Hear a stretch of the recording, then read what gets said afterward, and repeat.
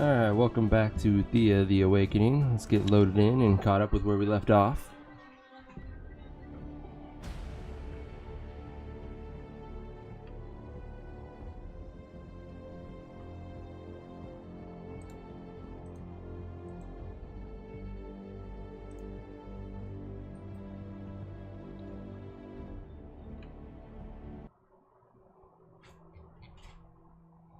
Alright, we just returned with our main expedition group, dropping off all of our miscellaneous resources that we had collected.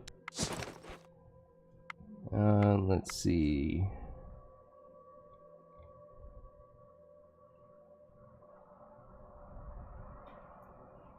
We sadly did not collect anything super amazing resource-wise. We did get a couple endgame pieces of gear, which was super nice, and we're going to be putting those to use, but we still need a lot of resources. We did find moonstone, luckily, but it's super far away, and it's right next to a 5-skull bandit camp, which is not the greatest thing. It's right here, and here's the bandits. So that might be a challenge right now. We're gonna have to look for something else to collect in the time being. I think I'm gonna check out what's down here in this fog of war.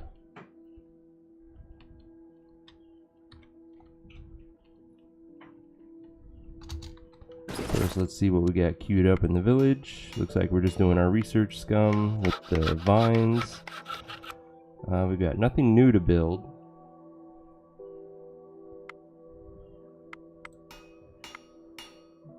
Let's see what kind of two-handed hammers we can make with what we've got available right now. We have gold we could use. We have ancient wood. Let's see what that makes. Not that much damage, actually. See if we can't improve on that. That's even worse.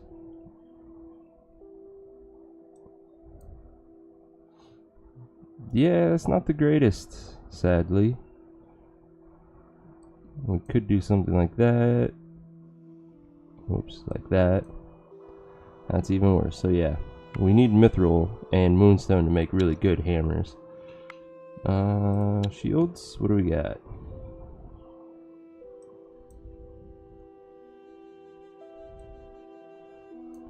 Typically, I would like to use dragon bone and dragon leather, but sadly we have no dragon bone. Let's see what that does. That's not a bad shield. Decent armor, shielding, and it gives us a little extra damage. That's option 1. That's even better right there. If we did straight ancient wood, that gets worse. Do I want to use my limited dragon leather on that, though? I think the answer is going to be no for now. That's not very good.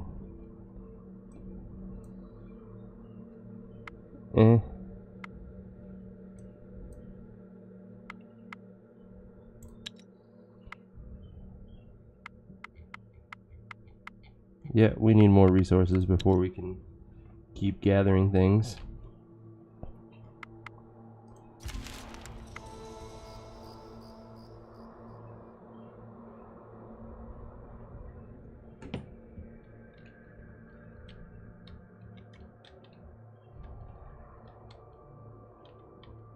So let's get over here, start exploring this fog of war.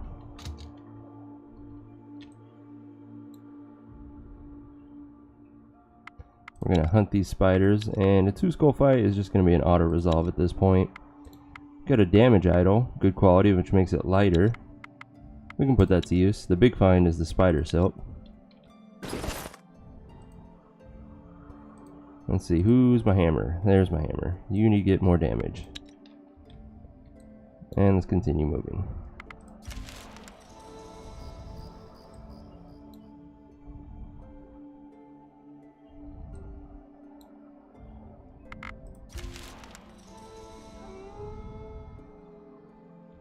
nighttime, so it's going to be harder to discover things, but it's going to take us a couple turns to get over there anyways.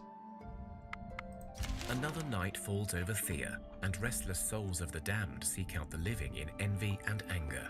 You can almost feel the approaching wave of these infernal wraiths seeking to burden your souls. But this night, a welcomed guest is seen in the shadows, a Lapiduk, the spirit catcher. This bizarre-looking creature, resembling an overgrown toad with long claws, yellow warts, and a row of razor-sharp teeth, is actually a humble servant of Veles, in the old days tasked with the hunting of wayward souls and misbehaved wraiths, but now hopelessly overfed and ever busy with his task of devouring evil spirits. Good, let's leave him to it. Thanks to the Lapiduk, your people sleep well this night, and they feel strengthened the next morning. Awesome.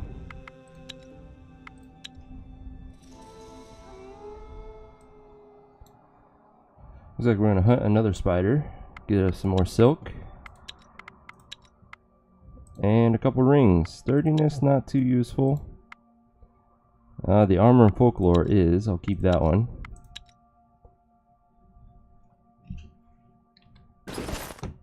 So, which of my warriors has innate folklore? If any of them do. None of them do. So, instead, who's my person with the actual folklore? She has 2. 3. Okay, so it's going to go on my elf. Because we need to get around a 5 folklore to have additional options in a lot of events.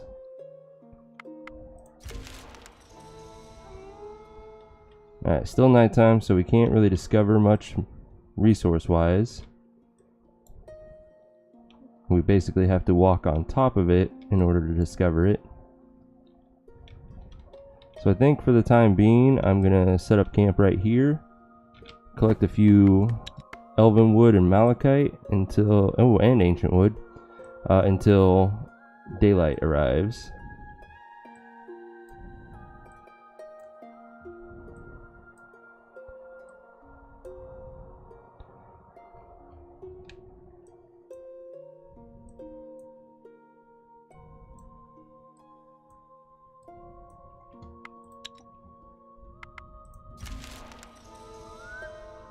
Alright, now that it's starting to get light, we can at least see one radius around us. And this will allow me to better explore the Fog of War and see if we can't locate some of these resources that we're needing.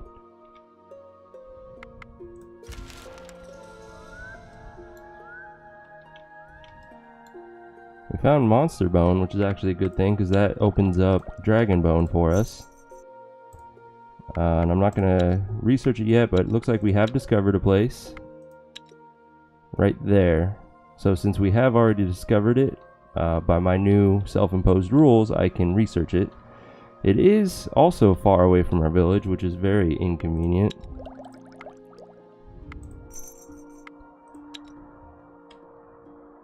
But it's at least something. Alright. We're still trying to find scaled leather.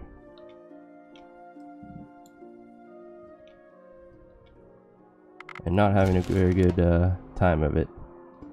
This is a 1 skull fight. Again, I'm just going to auto-resolve it. Do not need the armor. Ooh, Goblin Boar Rider. This will be fun. Our best hammer is sadly in our tactical hand, but that's alright. I do have a counter offense that has a chance of working.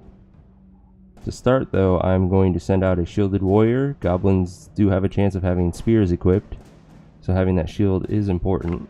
Now I'm going to counter offense, and I don't have any other counters that are high enough level. All of the goblins are going to be level 3 or higher.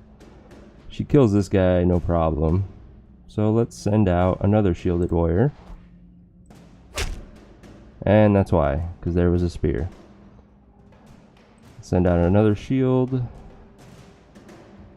And just in case, we'll support her to do more damage. Oh yeah, they're fine. Let's go ahead and poke him for the hell of it. Send out our hammer and this fight's over.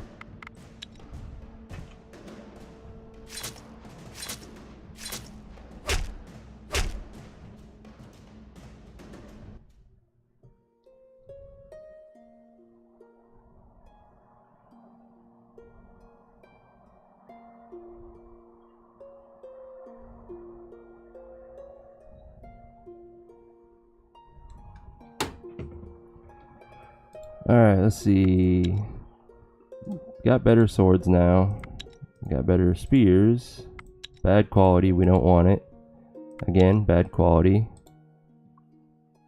That's a maybe. We'll keep a hand on that for now.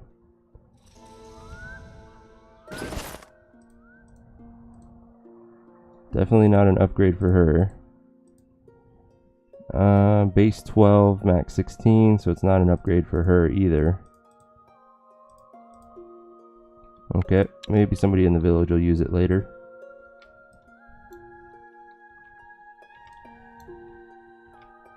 Hello, spider.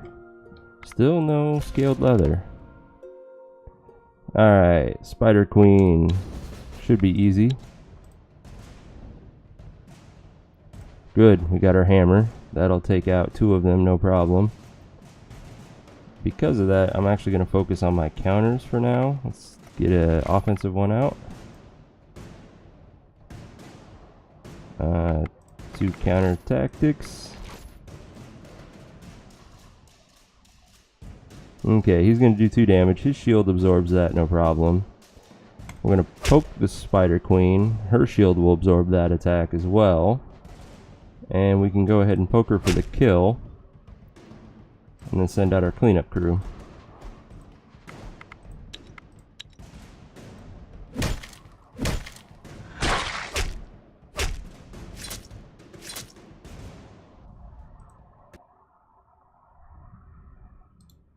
Alright.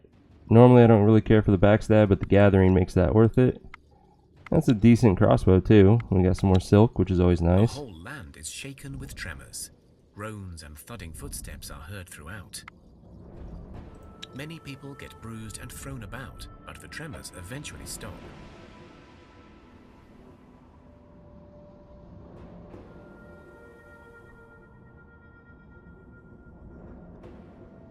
Sorry, I got a text real quick that I need to answer.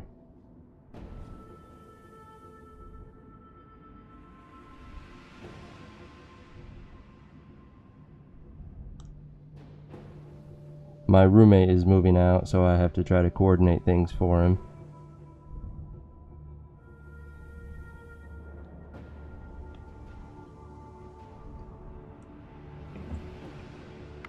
Alright, let's get back into this. So we still have not discovered what we're looking for.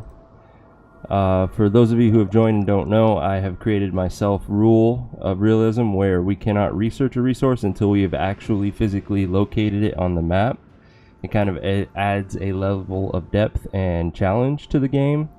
So far I've been pretty good. I've located most of the materials. There are 2 things holding me up right now, and that is scaled leather and silver. I need to locate those before I even have a chance of trying to find mithril and dragon leather, which are the 2 best materials for endgame gear. Let's see, I guess all we can do is head south now. Ooh, and there we go, we found silver. Research that. And let's see if we've already located mithril at all. We have. And it's even closer to the village. Actually, that's the closest endgame material we found thus far, so we are going to be focusing on that. Perfect. For the time being, though, I'm still going to reveal what this is in hopes that I find that scaled leather. But if not, at least we have something we can work with now to prepare for the giants that are already starting to appear.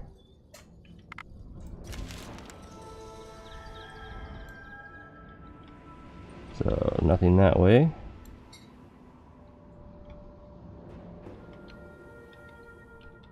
Alright, we've ran out of options to the right. And to the south. So, I think I'm gonna stop searching for the time being and start collecting that mithril. Because we need to gear up. We're already seeing 5 skull challenges coming at us. Hello, skeletons. Let's go ahead and beat you up. I know, right, Kochasek? We finally found Mithril. Oi. Okay. Skeletons can have spears, so we need to worry about piercing attacks coming at us. And we do not have counter offense, so I can't do anything about that guy. Let's see, she kills him, no problem. The spear will then kill him, no problem. So let's send out another shielded warrior. They had no spears, so that was a concern that was wasted. And this fight is already over just with those cards. Let's stop wasting time. Let's see, not very good. It's super heavy for the armor it provides. In fact, it's almost 2.5 to 1 ratio. That's very bad. Good quality, but again, we have better two-handed swords now. Don't need that shield. Good quality, decent, and the attractiveness. That'll make it useful for speech fights. I can use that. I know I have at least one warrior that I've focused on attraction. Yes. It's a minor upgrade in a couple departments, so thank you very much. Let's see if anyone else can use the other attractive shield for the time being. 4 and 6. Yeah, let's do that.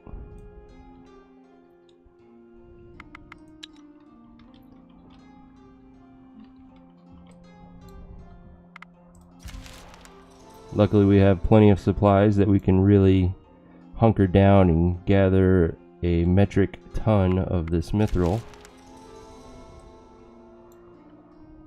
Starting next turn. In fact, let's just move... Ooh, it might be worth it. Yeah, I think it's going to be worth it to move here. Research Enchanted Bone. And collect both. My main focus, however, is going to be the mithril. So all of my best gatherers are going to go on that. That way we get one bunch every turn. And then everyone else will do the bone. And we almost get it every turn as well. Do I want to be more efficient? No, this is fine. We are going to get a warning that we have idle people because there's not enough places to gather from, but that's alright. We'll just ignore it. Okay, we're going to be skipping a lot of turns here. We gained some levels. Ooh, look at all that health. That is beautiful. And our medic got better. We do need to give him medic gear to make him even more useful, but look at that. That's 1, 2, 4, 6, 7, 9 health gained. Yeah. That's what we need. And our village too. They gain not as much, but still a decent amount of health. Strength is good. That's pure damage. Everything else is situational depending on the event. Gathering is always nice. All in all, I am extremely happy with that level. The night is quiet and calm, but suddenly the ground shakes beneath your feet without any warning. You feel the grumbling of the earth and you fear Mokosh's wrath is upon you, but this tremor feels somehow different, less natural. Okay, let's find cover. It's a 2 skull. I'm just going to auto-resolve it. There is a series of distant thuds and groans, then several short yet violent rhythmic shakes. Then, slowly, the sounds and the tremors move away. Are the audio levels good, Kochasek? It seems a little quieter than normal when I'm listening to my playback, but what are your thoughts?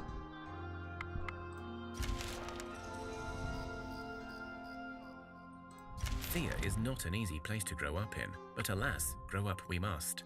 One of your children has matured into a young adult and is ready to join your village and rebuild Thea.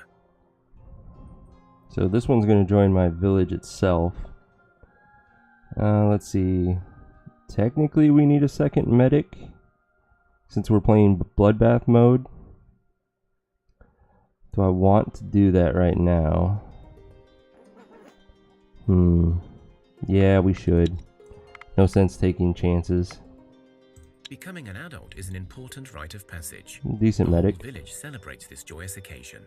The youngster places a food offering at the altars of their gods. in thanks and in hopes for a good future.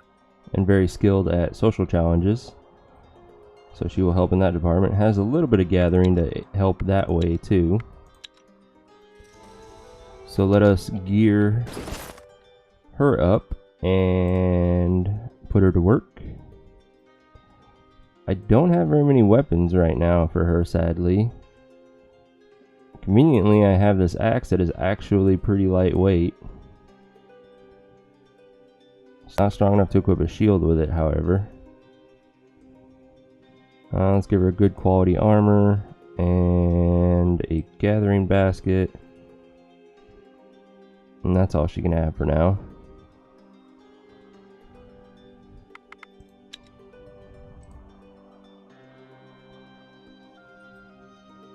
Can you at least hear the game narrator when he's reading the storyline? Or is that a little low as well?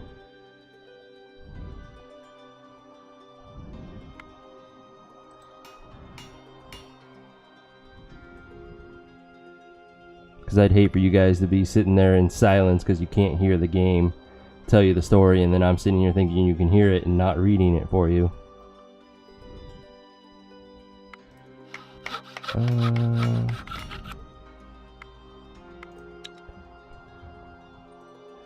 Ooh, because we get the 5 free, you can hear him decent enough? Okay, good. Just in case, I suppose I will do a quick bump up this audio like that. Just give it a little bit more, but not much. Anyways, now that we have just the 5, it's not much, but it's more than enough to make a single endgame spear. And we can hope that it comes out good quality.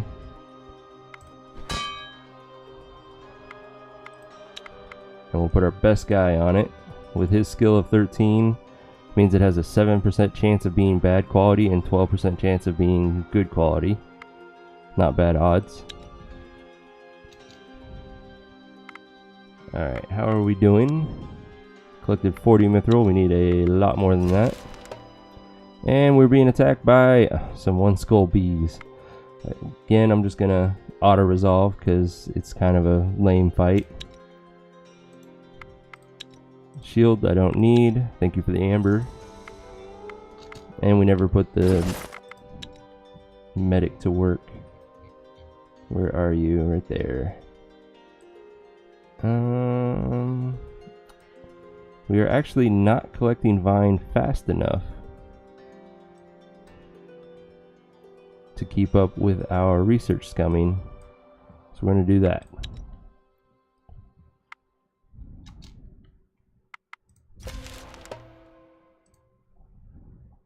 There we go. We got 4 demons. Karakadza.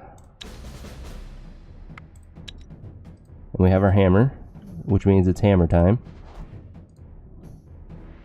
Okay, he kills that guy. 29 damage, which means he carries over 24 damage to the next character. Not bad. What are our counter options? Let's assume they're all level 9, so none of my counter tactics or my counter offenses are going to work. That's fine. You know what? Let's send out our weak medic to do a poke. And then another warrior.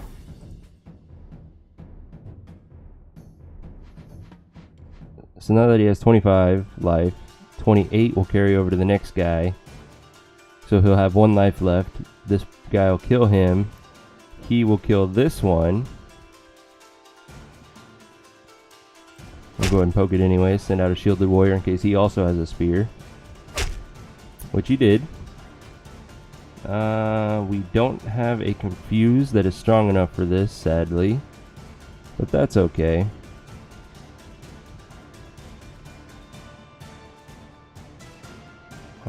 We could first action 2 people, now that I look at it, and that would guarantee that we don't get hurt at the end.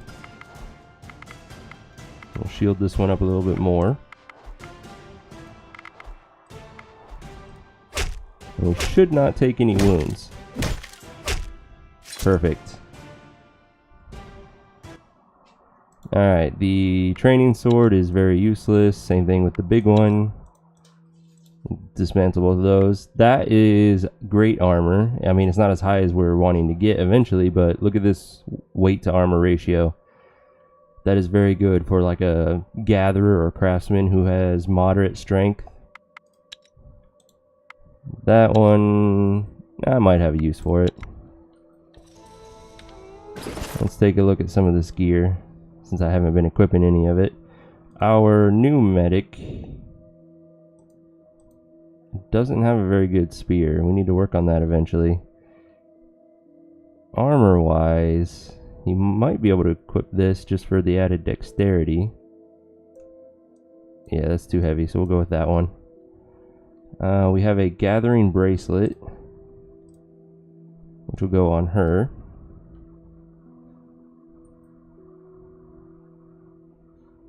This is 14 armor. Do any of my warriors need it as an upgrade? Yeah, oh my god, yes. Why do you have a grass shirt on? Silliness. And this crossbow, can we throw it on anybody? It's pretty heavy.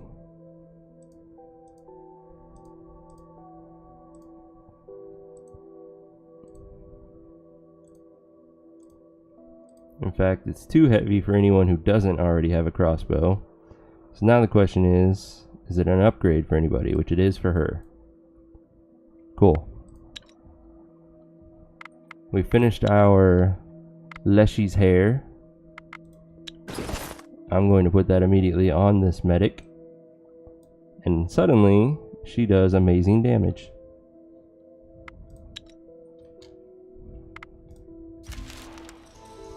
We got a random person joining us. It is a warrior. Perfect. Let's see. Strength. Ooh, she is one hell of a warrior. 11 base damage, and she can equip 550 weight already. Hell yeah. Got decent, average health. This must be from a shield or something she has equipped. Yeah, she's got a shield. Okay, she came with a good two-handed sword as well.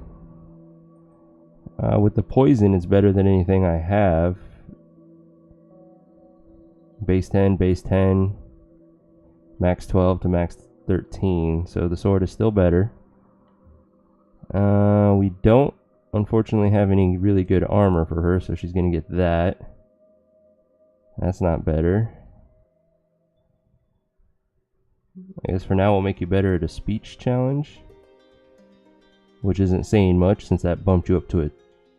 Oh, it was a willstone, wasn't it? Yeah. So you can at least be a meat shield for us. And a bow. We'll gear her out eventually. Now we need to put her to work too.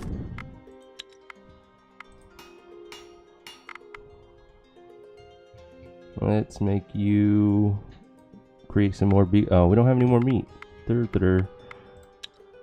Cooked meals, what can we make? We have tons of vegetables and wood.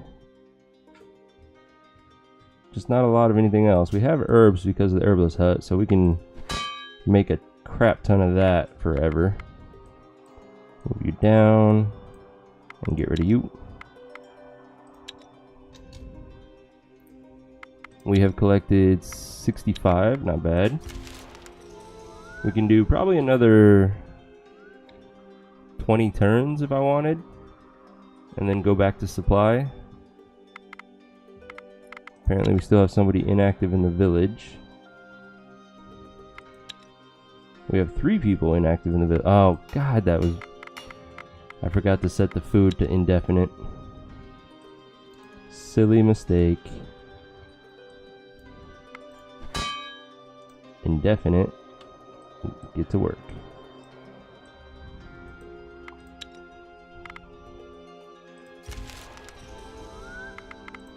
The night is quiet and calm, but suddenly the ground shakes beneath your feet without any warning. Okay. You feel the grumbling of the earth, and you fear Mokosh's wrath is upon you. but this tremor feels somehow different, less natural. Alright, physical challenge. We got this. We have plenty of warriors. Let's see, options. I get 2 cards. I could counter offense both of those, and I think that's going to be the best play. So they don't get an attack first. So I need to do 14 damage to kill this one. Nobody does that exactly. However, he does 10 and he does 5, so that one's now dead. This one needs 20 to die. Well, there's 18 and 6 will kill him. And then it's just cleanup crew from there.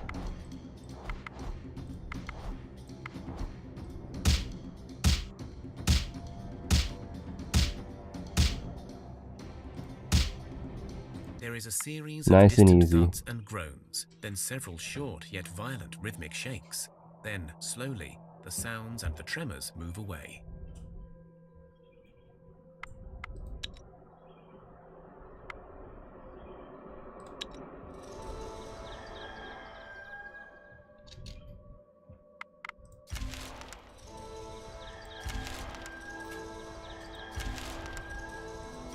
Just gotta skip a bunch of turns collecting this mithril. 115, good. It's like There are strange 4 noises suits in of your armor. village at night. Oh, not the rats. As you prepare to go to sleep and It's take the one rats. last look out of the windows, you see that the ground seems to be moving. You shout to your fellow villagers and soon realize that your home is swarming with rats. Okay. We do have decent damage now. I just don't know if we have enough shielding because this is going to be a large swarm of rats. Yeah, I'm tired of getting sick and losing things. 9 fat rats, 3 hulking rats. The hulking rats are nothing. They're jokes. But the fat rats, they are going to be a bit of a challenge. And they outnumber us too. So we need to play this just right. With his poke, he can kill that rat. Then we need a warrior to go out. Like so. First actions. We do have 2 of our own first actions that we can keep in mind. We have no counters to use either.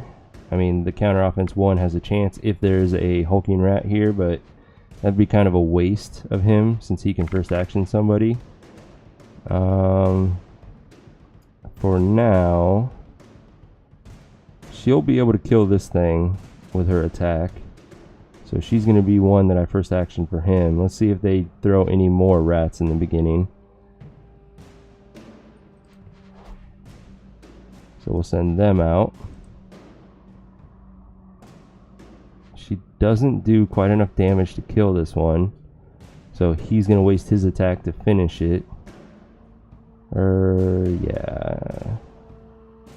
If we kill this one with her, he kills this one, she damages, she finishes, his carries over. So he needs to do 5 more damage. We don't have any aid allies. So that's unfortunate. But that's okay. And it doesn't get an attack, so I'm not really worried about that. Let's get closer with our weak spear, because now he does do enough damage to kill it. And then get closer with him since his first action is not high enough, but he does have shielding and confuse. Both of those are useful. Oi, decisions. Now let's just wait and see what else it throws out. Okay. I will not be able to kill this rat before it attacks. So he is a prime candidate for being confused.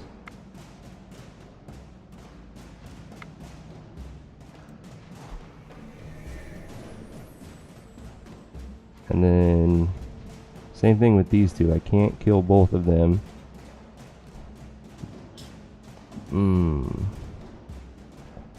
I can poke for 8, 15, 21 if I had to. Oh. She does 10. 18. 25. So they could kill it. I would be basically banking on a single first action then.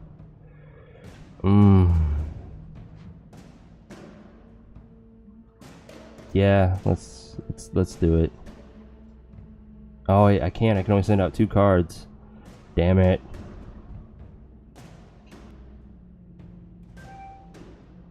Unfortunate. So, let's go ahead and send him out to do the poke. And then I'm going to confuse that one, since it does the most damage. I got first action, which is fine, because it doesn't get to attack. But this one also got first action. So when I send her to the front... Oh, I can first action 2 people. He only does 20 damage. Damn it. So she could kill this one, then he could kill that one. This one's still going to get an attack off.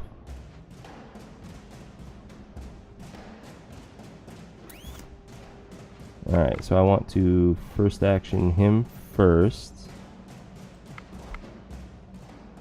Send her out. Oh, that screws everything up. Alright, so she kills this one.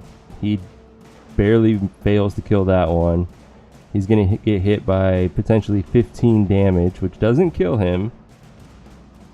If he attacks to the right, he kills it, doesn't take damage. If he attacks to the left, then this one will get an attack off, which will be bad. So we're going to take wounds no matter what. Oi. I hate rats. Ouch. Luckily they split their attacks like that, so we didn't take as much damage as we could have. Somebody would have died from that. We got lucky. We're going to take severe wounds, and I'm pretty sure both of he is definitely bleeding out. She's a maybe. So we're going to have to worry about death. Luckily, there's just a hulking rat left, and I can kill it with her poke. Game over. You spread out and attack aggressively, like I thought. with more risk to yourselves. The gambit pays off, and you slaughter all of the rats before they are able to do any real damage in your village. Okay, and we got rat meat and leather, and a button for 2 armor. This bandit, I hate his name, is bleeding out. We'll have to do a calculation to see his odds.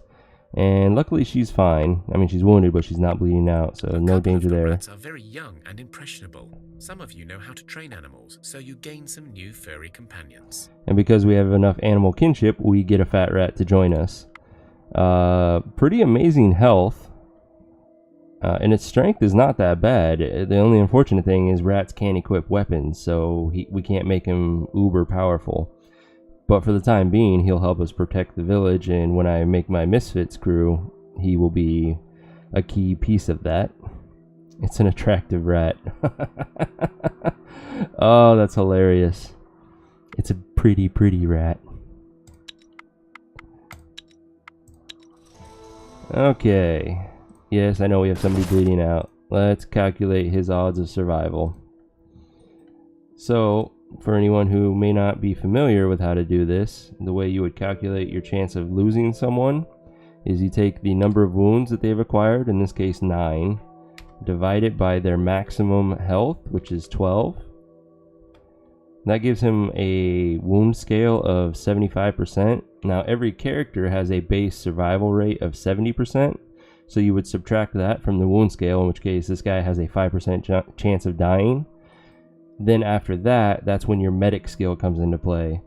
If you have Bloodbath turned off, then your medic skill is a 1-to-1 ratio on your best medic, which means you would just take their whatever skill they have in medic and subtract that from the remainder. In our case, our best medic is a 10. So this guy has a negative % chance of dying, which means he's not going to die.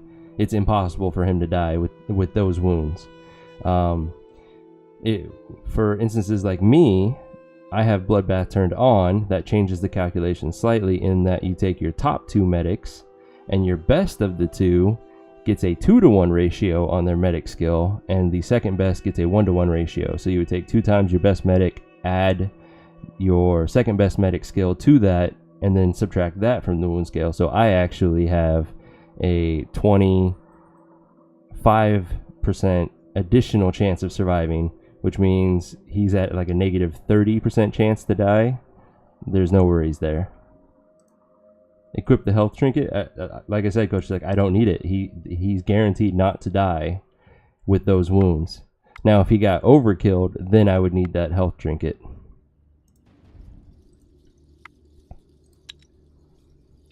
Actually, while I'm there, let's go ahead and equip that button on... Who has a hammer? Does anybody have a hammer? Hammer, hammer. I have no hammers in my village. I need to correct that. For the time being, let's put it on her.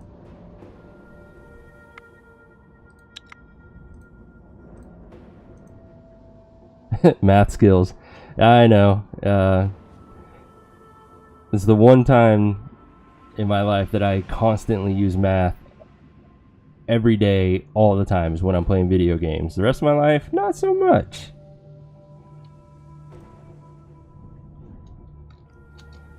Alright, since he has no chance of dying, I'm not really worried about him. We still need to collect some more mithril. The whole land is shaken with tremors. More giants. Groans and thudding footsteps are heard throughout. Many people get bruised and thrown about. Got some but stone you from find it. Some useful minerals. Those wounds will heal within a turn, so I'm not concerned about that. And see, our guy is already healed and not bleeding out. We're good. During the night, one of your villagers discovers an intruder in the granary. Hey. The doors to the storage are ajar, and a small furry creature covered in your flour stares at you. He has yellow eyes, sharp teeth, and smells of rotten eggs. So this event right here is why I keep so many people in my village. Because, well, I'll show you. As long as you have this blue option and you don't try to kill it. This creature is clearly a trickster of sorts. It's a nasty house demon looking to strangle you in your sleep, though you are not sure why it would be in the granary. Still. So, because my folklore is so crappy in my village, my people kind of misinterpret the situation. Luckily, I still have the thing to be like, hey, this doesn't seem right. Once you have enough folklore, you'll recognize it immediately, and you can avoid like the confusion of what do I do. But if you stick with, I'm just going to leave it be. The creature looks spooked by you, but seeing as you did not kill it, it eats a few more bites before leaving. To your surprise, you find a couple of your people feeling blessed the next morning. You now think this must have been a skshak, a friendly house demon. And by helping it, a random number of your villagers will permanently gain gathering skill. And when you're trying to create expeditions to go gather things, you need gathering skill. And the higher you can get your base gathering, the better. Because then you can add on whatever gear you have that boosts it even more. You can gather those resources even quicker and get back and start building your gear.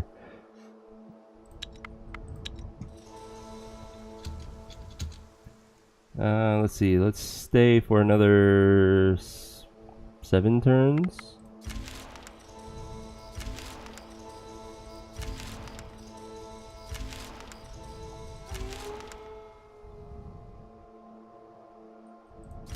Your village is swarmed by the wailing Damn it. wraiths.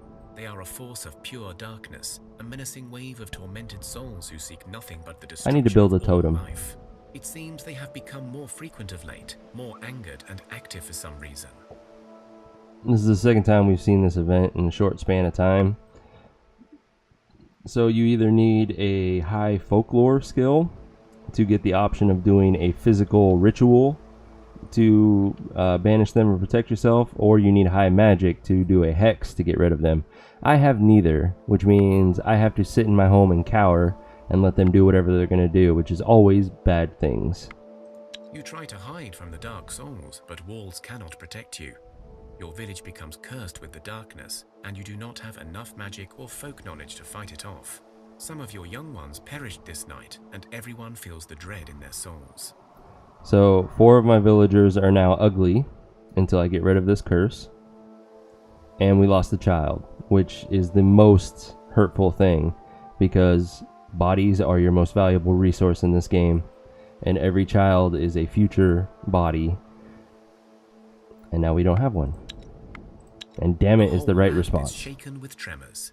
Groans and thudding footsteps are heard throughout. Okay. The tremors and wild groans eventually No stop, wounds this but time. Sorry, I didn't mean to skip that. Oh well. Alright, we gained some levels. What do we got? Ooh, more health. I'm loving these levels. Nice. So we gained a lot of health, a little bit of strength. Strength is pure damage and carry capacity. Health is obviously health. And the reason you want health over something like armor or shielding is because in that calculation, like I just showed you guys, for determining if somebody's going to die, the higher your base health is, the less a point of wound counts towards dying. It's math, it's stupid, I know, but trust me, it's better to have higher health when situations like that occur. The speech is good because I prefer speech challenges when I have that option. Dexterity and perception, very situational depending on certain events. And then our village, looks like our fat rat got a little healthier, as well as some of our villagers. That's nice. The herbalism is actually more useful on a medic, which Jaromira is not, so that was kind of a wasted level for her. Gathering is nice. Strength again, pure damage. Tactics is good, not in the sense of doing tactical challenges, but in actual combat, that's a confuse. So he can now confuse anything that's level 7 or lower, which is pretty helpful. Alright, all in all, I give that level 2 thumbs up. Now, like I said, let's go ahead and research a totem and build that so that we at least have some magic skill to protect ourselves from those events. Because I'm tired of losing children. Oh, we have to delete one of our cabbage patches because you can only have 10 buildings in your village. So let's get rid of one of the low-level ones. Construct a totem. Catalyst does not matter in buildings, so do whatever you want for that. Now, let's see what our options are. We don't have many options because we're kind of low on resources. Looks like the best we can do is elven wood and granite, or no, sorry, that's quartz. So everyone would get 3 magic. I mean, it's better than nothing, but it's not amazing either. Attract goblin or attract elf. I kind of prefer elves over goblins. I wish I had just a little bit more ancient wood. I would definitely do that instead.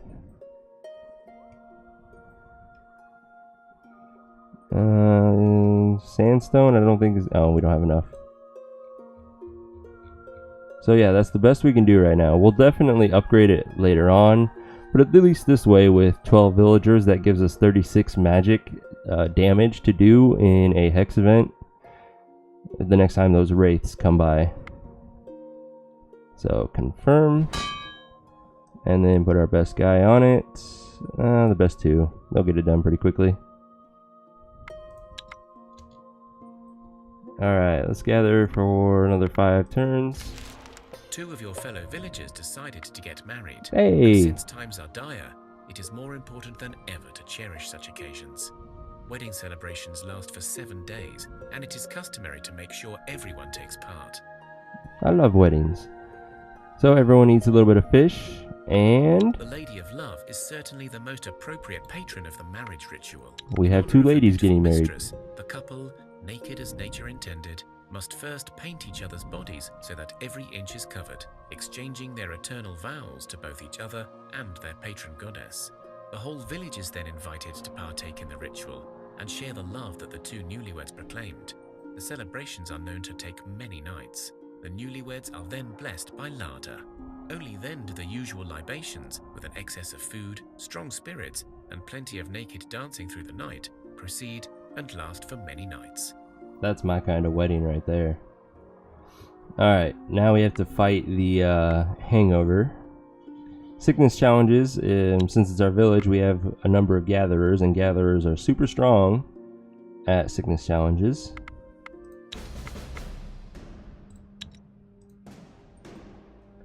Let's see. It's going to do 9 damage and takes 14 to kill. Actually, to start with, I am going to counter-tactic these, if possible. The 7 is guaranteed to work. Let's start with the 5. Sweet. And then the 7. And then we'll send a warrior out. Let's see. He does... Well, anyone really does enough to kill that thing. He even does enough to kill that one, so it doesn't matter which direction he attacks. And we'll just send out everyone else to clean up the discard pile, even our fat rat. I'm going to rename him. The wedding was deemed a great success, and the happy couple begins their new journey. And then, as is natural, following a wedding, everyone is more beautiful, temporarily. Alright, that rat, I got a name for you. You are now Fat Louie.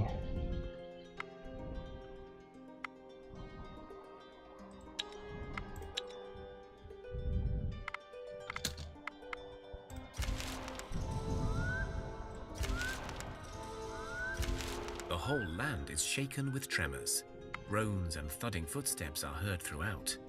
Many people get bruised and thrown about, but you find some useful minerals. So again, we take a few wounds for some sandstone. Free experience for that. And we have finished our totem. So let's put them back to work. And now everyone has just a little bit of magic defense for the next time those wraiths appear. Alright, last turn. What have we managed to gather? 225 mithril, not bad. Let's break camp and head home. Now we can start making some endgame gear.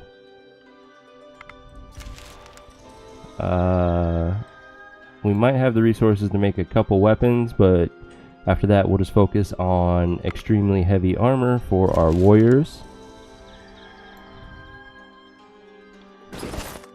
Alright, let's drop all this off and resupply while we're at it. Now that I have the mithril, I am very tempted to go collect some of that moonstone. But I think I should still wait until at least I have the armor from this mithril to protect myself. We also need more vegetables. 12 people, let's take 600 of it. Keep the herbs, drop everything else off. Oop, get back here. Drop all of this off. I don't think we've made anything for them. Yeah, no. Pretty sure that goes to the medic that's in here. No, it doesn't. It goes to one of them. Oh wait, that was the bone crushers. For the village. Yeah, it goes on her. Actually, she looks like she's strong enough to equip it now. She must have gained strength in the last level. Cool. Let's see what we can do with this mithril. Can we make a good two-handed hammer? So a straight mithril hammer is 21 damage, not bad. Wish I had moonstone to go there. It makes it an amazing magic hammer. What if I did ancient wood? With the poison, that's pretty good. That's a base 26, max 34, plus the character strength. It's a good start. It's lightweight too. Let's make a couple of those. We can make 3 total. Let's do it. Move you to the top, make 3. Put my best guy on it. Yeah, you help him out too. After that, we have no more ancient wood, so we can't make pikes. We can probably make some two-handed swords out of this mithril.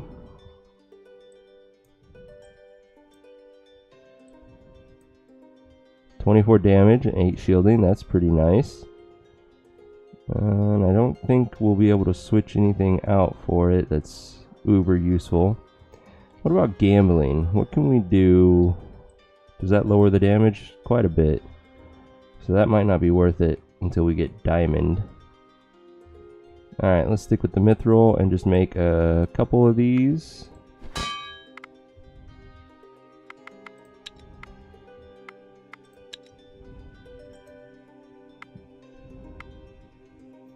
And then finally, we need to research heavy armor before I can even do the finally. There, finally, let's queue up a few of the best armor in the game. Takes 26 for each.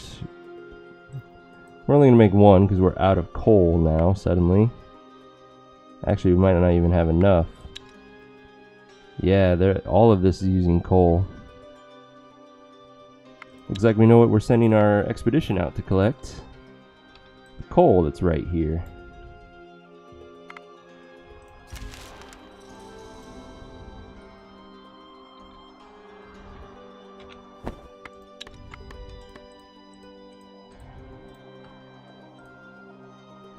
Yeah, get close stuff first and gear up. Yeah, exactly.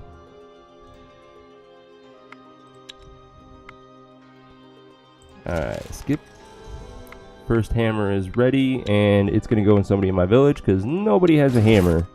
And I like to have at least one, if not two people with hammers in each group. So, who is going to lose their gear? I guess who has the weakest shield?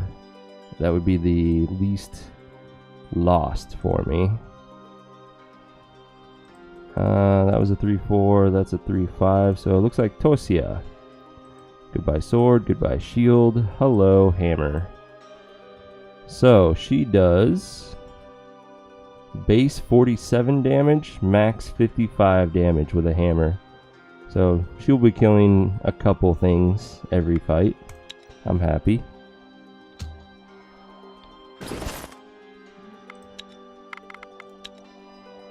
We need, let's get over 100 coal and then we'll head back. Should only take a few turns. We're already at 80. There, 112, that's a good start. Let's drop that off. You are set upon by a small group of rugged-looking dwarves. Their faces are Hey. scarred as if they cut off their beards with their axes, which they probably did. Their clothes are worn and their eyes hungry. Only their weapons remain in perfect condition, the last remnant of their bygone heritage. One steps up and spits before speaking. Money, or we'll kick your teeth in now. So, because we are playing as Lada, this event is a little different than normal. The starting of it's the same as always. You can either do a social challenge to talk your way out of the fight, or you can just straight up kill them and take their gear, or give them your gear, which is a very bad idea. I would recommend never doing that. It's better to choose to fight them and then run. I think you'll take wounds and lose a little bit instead of everything. I don't remember. It's been a long time since I've ever attempted to do the okay, we'll give you our stuff. But anyways, back to what I was saying. With the Lada event, if you do the social challenge and win, you have basically a 50-50 shot of one of the dwarves saying, hey, you follow Lada, prove your strength to me and I will follow you. So you'll do a social challenge and then a physical challenge against them, and you'll gain a dwarf if you win both. The lead dwarf spits and grunts at you. Less talking, more doing, my hammy friends. I got little patience for talk. Well, you may have no patience for it, but we're still going to talk. And dwarves are not that great at social challenges. They have tons of health, which makes sense for a dwarf, but they don't do much damage. We're not amazing ourselves, but we outnumber them 3-1, so we'll manage. First, I think it's more important to counter what we can. They're going to be level 8 or higher, so this counter tactic probably not going to work. Well, that's okay. Let's see. She can absorb the first attack, and that's it. He's weak to everything. So we can send out him, and together they'll kill it if they both attack that one. Now, let's focus on this guy for a minute, because he's got a lot of health. He's the strongest of all three of them. What can we do? I have a couple first actions. What I could do is send out my highest damage person of what's left. She's level 3, so any first action will work. Like her. So if I support with everybody here, that adds an additional 3, 9, 13, 20 to her. So 24, boom, she can kill it. So supports, support, support, and support. First action. She kills the first dwarf. He does 5 damage, or Bogdana, that's female, sorry. She does 5 damage and doesn't kill it. This way, if he attacks to the left, he kills. If he attacks to the right, then this one still won't do enough damage to kill. So we have to hope one of them, we have to hope that Trizabor attacks to the left to guarantee the kill. Regardless, they don't get an attack on this turn since they're confused. She'll finish it on her second turn, and this is all good.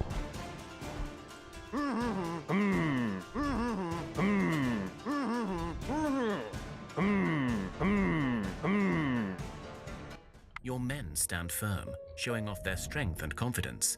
The dwarf leader listens to you, then speaks. Today you shall eat well and sit with us by the fire, so that all of us may see tomorrow. The dwarves look relieved at their leader's words. Thank you for the mithril. We get better at social challenges for the next 20 turns. Now, this is where, because of Lada, you have to choose to be nice and share some food. You can't turn your back and betray them suddenly to get more mithril from them. So because of that, we lose out a little bit, but having that dwarf who is amazing in combat is better than the mithril in my opinion. So let's do the roll the die, see if we get one. You share a meal by the fire and exchange stories of woe and victory. One of the bandits stands up and speaks up. I see you are followers of the beautiful Lady Lada. I heard stories of her fairness that can rival that of the elven queens. I seek to be her servant. If your bravest men can beat my men, I shall join your village and defend it with my life. So now, I think it's a 3-on-3 fight, or a 2-on-2, something like that.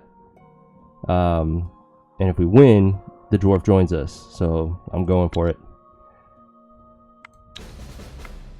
So it's 3-on-2. We got a slight advantage there, and luckily my hammer is one of my bravest warriors.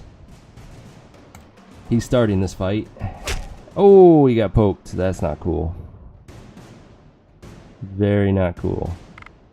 Because of that, he's still going to attack first. So I'm going to support her. He kills that one, damages, she finishes it off. We win, we get a dwarf. Easy peasy. The dwarf, and so he joins you. The others shake their heads, but leave. So some of this gear is what he has equipped. But look at this. 29 health. He's a beast. Especially once we put armor on him, he's going to be amazing. 25 strength. So he has a base damage of 25. Now imagine if we put a hammer on this guy. He's not bad at a speech challenge, so he would fit in with my expedition group. He has traps, which means he can counter offense. Yeah, it is awesome, Coast to check. I'm happy with this. So I'm not going to dismantle anything because I don't know what he came with, and I'd rather him have gear that's crap than not have gear at all.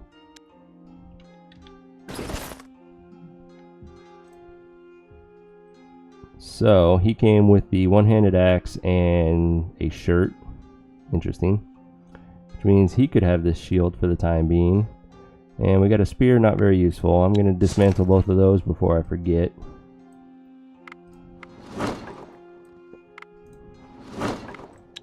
Luckily, we're heading back to the village, so we will drop the bandit off because she's the least useful of the group. And keep that dwarf with us. Let's drop off all the miscellaneous resources we picked up while gathering the coal. Resupply our food. Did we finish any of the weapons that I was making? One of the hammers, and it's bad quality. Damn it. Oh well, I'm still putting it on the dwarf. So he does a base 44 damage, max 50. Mostly because this is bad quality, so it dropped the damage by about 12. But that's okay. Let's hand those back. I don't suppose we have any armor to throw on him that's better than what he's got right now. Nope. Okay. Now let's check out our crafting. We have plenty of coal now to jump on these jobs and finish them up. Which means we can also queue up our heavy armor. And the reason I focused on the coal is because since we do have a smithy, the catalyst matters when crafting gear. For instance, if we use base wood, which is what we used to do, we only get a 5% chance at a good quality piece of gear. Whereas if we throw coal in there, it's 12%. And that's pretty much better than almost anything else. If we had 20 nimble wood, that might bump us up to a 14, but that's an endgame resource you're using for that added 2%. So that's something you would do when you're rolling in resources and you can bleed them out like that. I cannot, so coal is the best thing when crafting.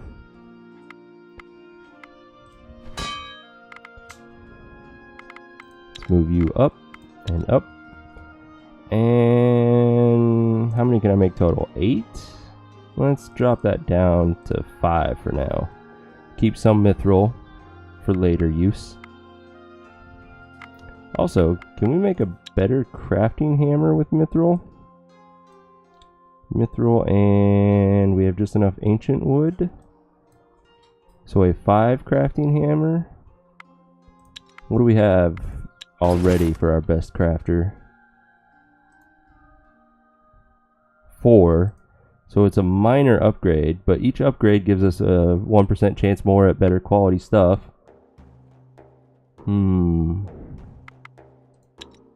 Yeah, let's do it. Crafting tool, mithril, ancient wood, coal. So we'll make you first. Move to the top.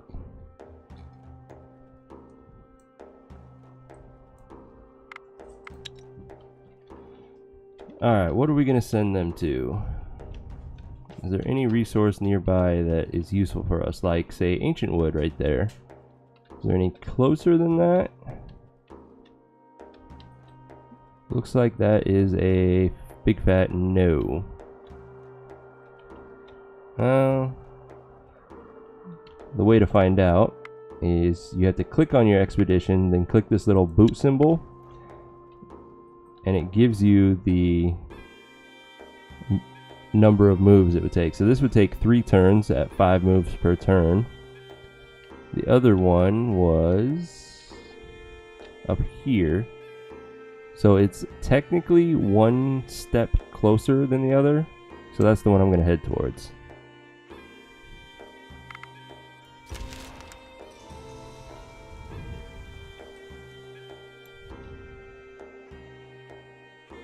And then we finished our hammer. Let's pop that bad boy on our best crafter. And then give our second best crafter the old one. And now they're working on the hammer, and he has 14. So now there's only a 6% chance of this one being bad quality. Once we get him up to a skill of 20, we can never craft bad quality stuff again.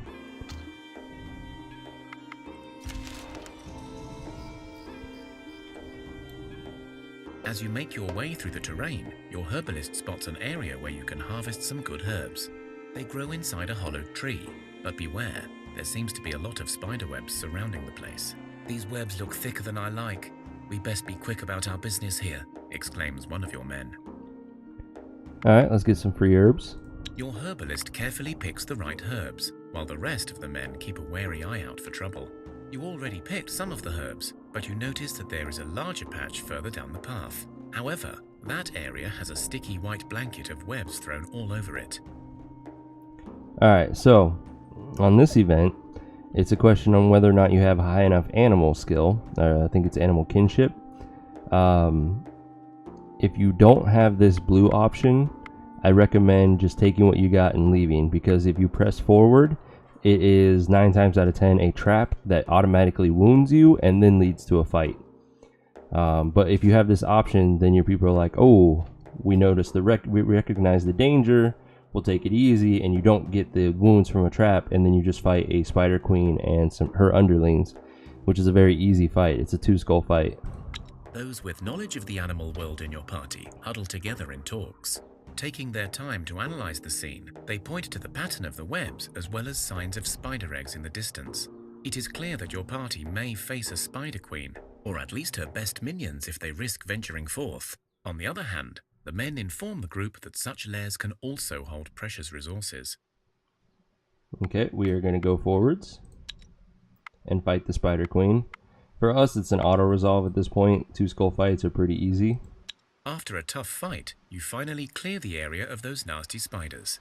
Within their lair, you discover some more herbs as well as bodies of fallen men and women who were clearly not as lucky as you. You search the area for any usable loot. So we got some more spider silk, which is nice. The sturdiness I don't use much, but because of the armor, this ring is actually useful for me. The sword is not, and the one-handed axe is not. I'm searching for scaled leather, not because I want to collect it, but I need the node, so that's just the tease. Oh well. Good experience from that too. So we finished another hammer. That'll go onto our expedition when we return to resupply.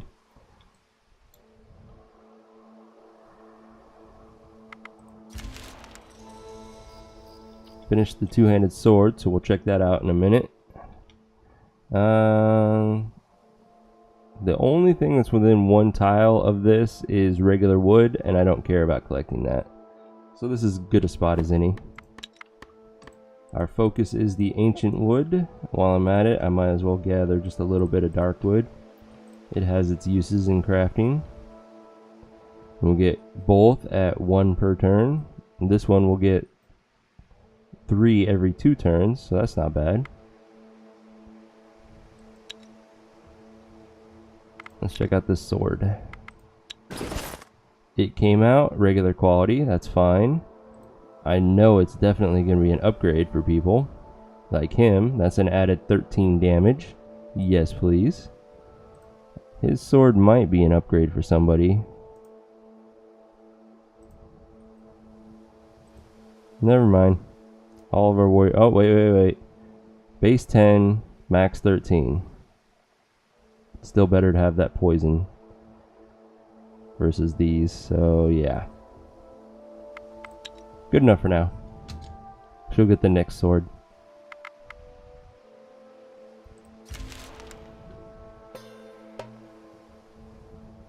Alright, blood bee and some crazed bees. Crazed bees are easy. The blood bee does a little bit of damage. Thing about bees, they all have piercing attacks, every single one of them. So unless you have really good shielding, don't send your units out. Let the bees come first and then play around that. So given that, I am going to focus on doing counter offenses instead. There went the blood bee, so now there's just weak regular bees. And then I'm going to counter tactic both of those. So we just have these 2 to deal with. Let's see, I could poke one of them to death with a spear, but none of my spears have decent shielding. However, this bee will survive and do 3 damage. He has 1 shielding, and I can give him an extra 2 to absorb that 3, so that he takes 0 wounds from the attack. And then we'll send out our hammer to kill 2 of those, and then her, and this fight is over.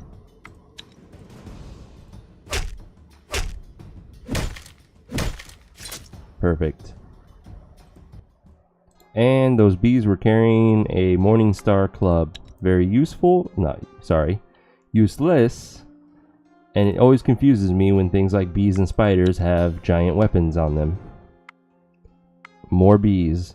Let us test something and see if we can do an auto-resolve without taking wounds. And we can, so I will auto-resolve those fights from now on.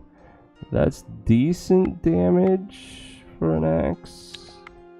I'll hold on to it. Does anybody use a two-handed axe? Yes, and his is better anyways.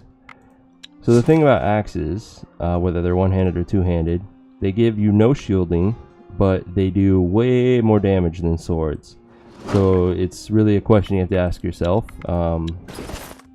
What do you value more? Do you value avoiding damage, or do you value killing them first? The whole, the best defense is a good offense mentality. Let us give... Who was our hammer user? He's already got damage and armor. Alright, let's just give this to him for that armor.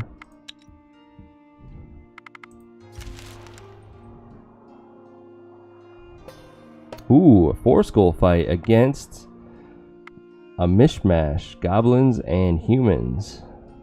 So these are all humanoids, which means each one of them has a chance of having a spear equipped. So again, you have to keep that in mind when sending your warriors out. I don't like my starting hand. Well, I mean, I like it for all the spears, but it's not good for sending a starting warrior out.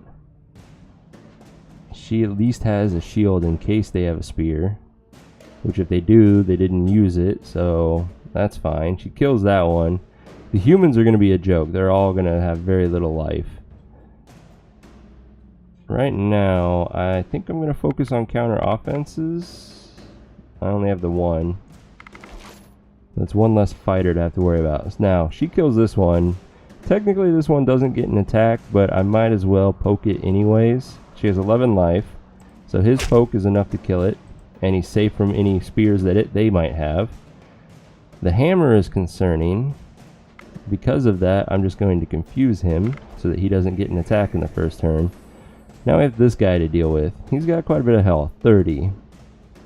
I could poke with her, which would be 9, and then on her attack, potentially 37, which would kill him, or she would kill this guy. Either way, it works for me. So let's do that. Okay, he is very concerning. That's a lot of damage. Of course, so is the craftsman, surprisingly.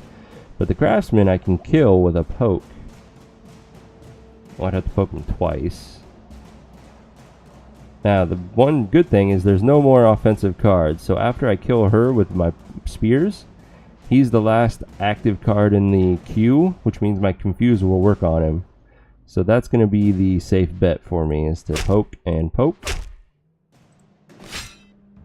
That's fine. Make him as strong as you want. I'm still going to confuse him.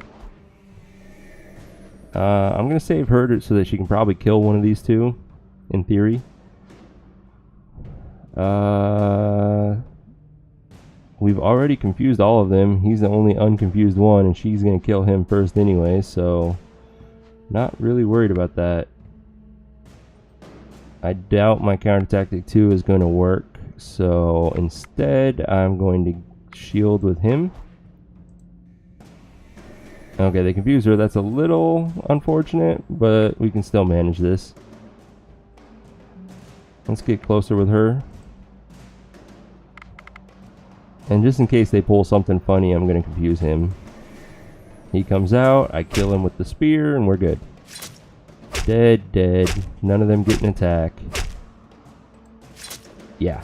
0 wounds taken. That's how you want every fight to go. They give us kind of a mishmash of resources. A mediocre crossbow.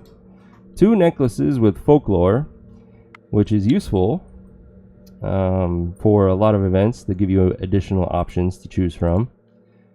That's okay, but we have better already. Definitely don't need that sword. That's also a mediocre bow. I'm just going to get rid of that one. That is pretty good armor. We will be making better quickly, but I'm sure one of my warriors will enjoy the upgrade for the time being. So all in all, ooh, Samox. These guys are crazy.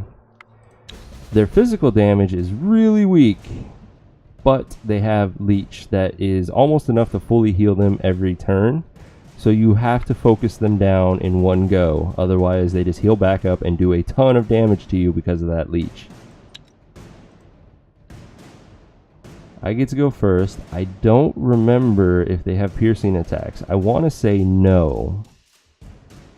Just in case, though, I'm going to send out a shielded warrior again. That's a tough... Oh, you're going to tease me with the tough bats. You bastard. Alright, I'm going to poke that one, and then he'll kill it on his turn. I have a level 10 counter offense. That's a good choice. Okay, they do not have spear attacks. That's good to know. I kind of want to get closer with our hammer, just so that he gets an attack sooner on the second round. But this is what I'm talking about. 5 damage and 4 damage. That's pretty weak.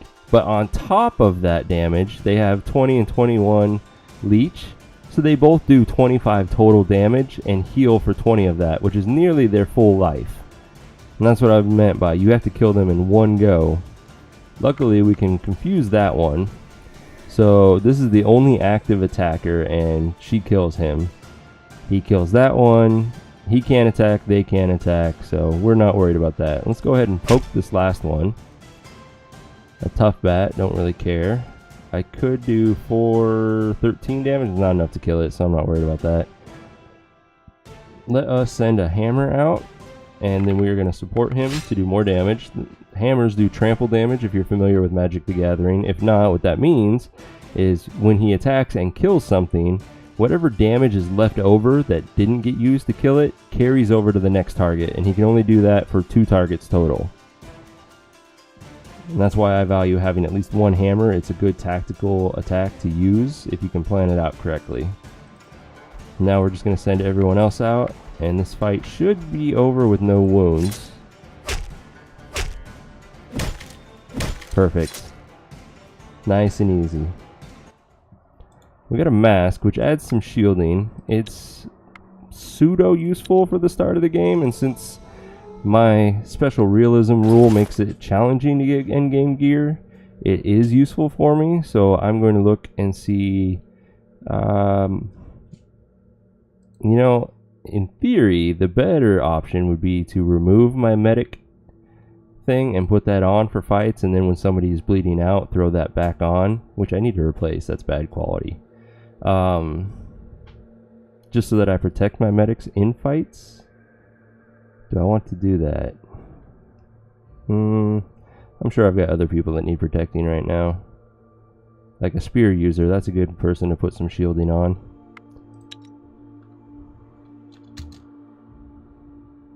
Got some rats near our village, that's not a concern. So let's continue collecting the ancient wood. Let's go until we have about 100 and then head back.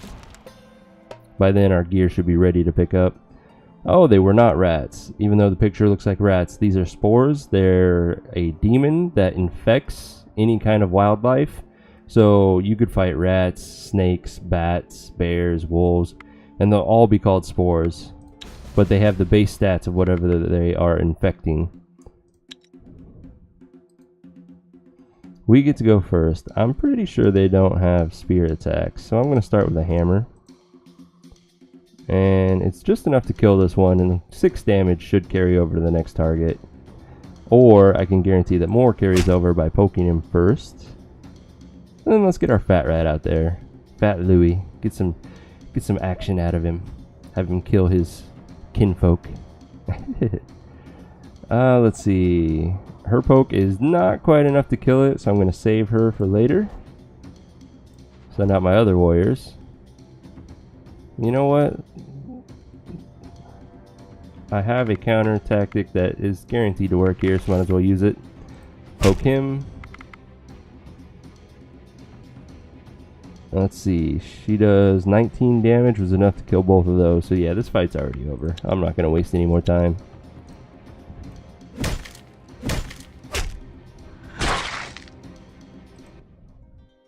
Got an enchanted bone and an attractive shield. Who wants to be attractive? 3 and 5. I think it's technically an upgrade for her with the attractiveness. Actually, let's do this smart. Who has base attractiveness? And then we will amplify that for them. So she does have base attractiveness, which makes it, oh, they all do. Is it from a blessing? That's the other question. She technically is even more attractive when you get rid of the deforming curse that's on her.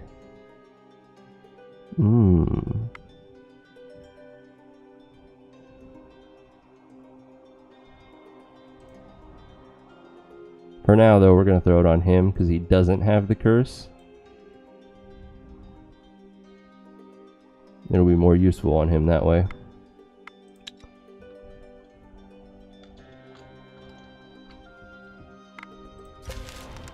And we're being attacked by bats, and they're not even the Samox. I'm just going to auto-resolve that. And they gave me a decent poison sword that I'll keep hold on for now. Quiet and calm, but suddenly the ground shakes beneath your feet without any warning. You feel the grumbling of the earth, and you fear Mokosh's wrath is upon you. But this tremor feels somehow different, less natural. At this point in the game, I'm just going to be auto-resolving any 1 and 2 skull fights that we get.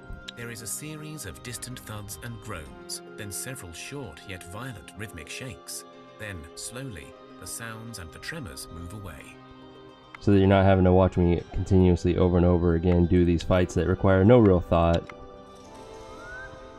And I will do 3 skull and above because those actually require some tactical thinking as you commence the challenge. Let's see what we got for levels. For our expedition, we got quite a bit of health again, which is always nice. Our bandit got a little bit better at traps. That's helpful. Strength is pure damage. So all in all, I love that level. And our village, our rat got stronger. You go, Fat Louie. A lot of people got stronger. Not bad. Traps +2. Is that your first time getting traps? It is, so not as useful, but it can become so later on. Still, very good level for them as well. We have managed to collect 35 ancient wood. We still got a ways to go to get that 100. Crazed bees, auto-resolve, and these bees had an amazing heavy armor on them. Sure. Makes sense. Oh, I need to clean my inventory out again. This is ridiculous. So, she would enjoy a nice upgrade. Ooh, too heavy for her, sad face. He has dragon armor, which means it's not going to be an upgrade for him. She can barely equip it, but that's an upgrade for her. Didn't I collect some armor with them? I did. No, maybe. Definitely an upgrade for her. And she's just strong enough to equip it. Then we have these folklore necklaces. I know somebody in my group has folklore. I just don't remember who. Base 2.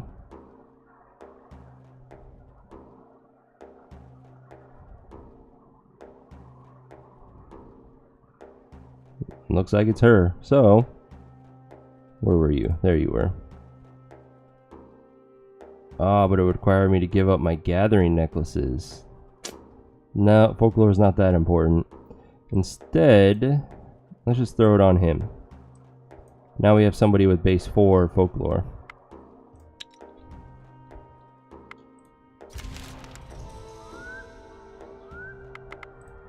The night is quiet and calm, but suddenly the ground shakes beneath your feet without any warning. You feel the grumbling of the earth, and you fear Mokosh's wrath is upon you. But this tremor feels somehow different, less natural. Okay, it's a 2 skull physical challenge. Just gonna auto-resolve it. There is a series of distant thuds and groans, then several short yet violent rhythmic shakes. Then, slowly, the sounds and the tremors move away. And these are the people in my village. So because I have the Tree of Blessings, these blessings are permanent. Unless they leave the village, then it becomes a regular blessing and starts to count down. We are at 70 ancient wood. Almost there. 85. 100. Breaking camp and heading back.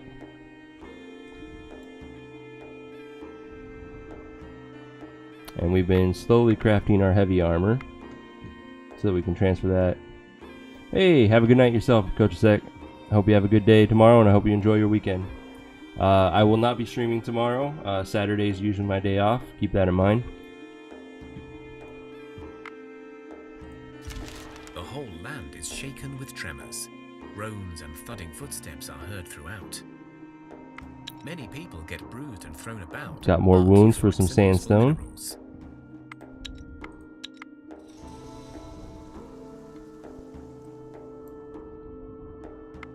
You fall through the ground into a dark and stale tunnel. Ooh. The fall was rough, but it is possible to make your way back up. Okay. So you could skip the event by climbing. I don't remember if you get anything bonus from it.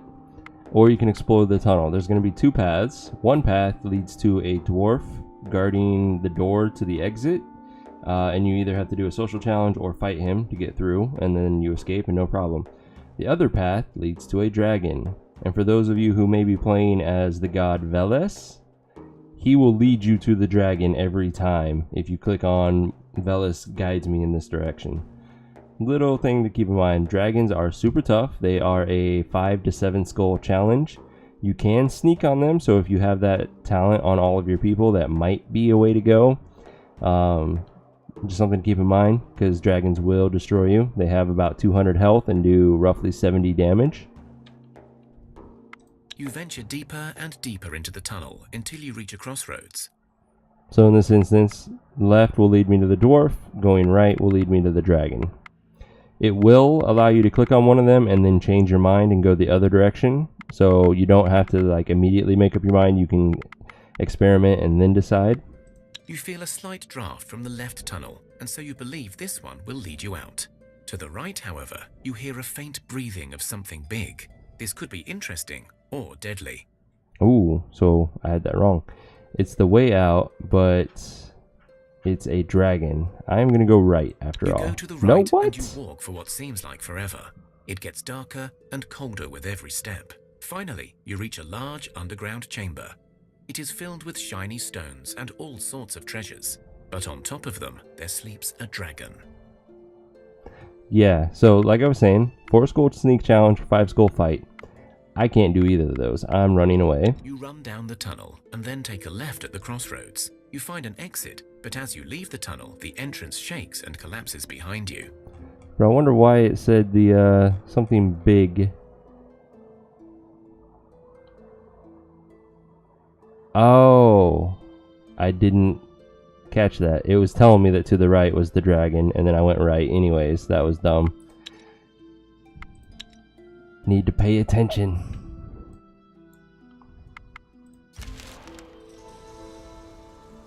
Alright, let's drop off all this miscellaneous stuff, as well as the ancient wood. How am I ambushed by bandits in my village? Talk about it. You only have seconds to decide what to do. That is just dumb. So we tried a tactical one yesterday, and got our asses whooped, and we took like 80 wounds on 3 people, and they immediately died. Because there's no way to survive that. So instead, we are just going to fight the 3 skull challenge. We should be strong enough to handle it. Alright, they go first. The hammer guy. Not bad, not bad. That's right, we took a few wounds because of that tremor that happened last turn. So that's annoying.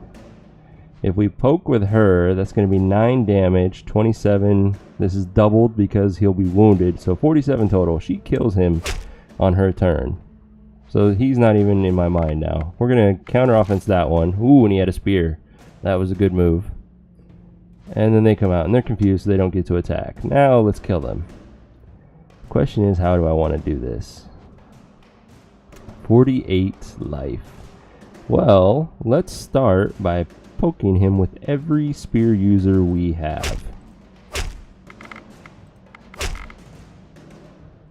Then we will send out our hammer. So our dwarf is going to kill this guy, and then some of that damage will carry over.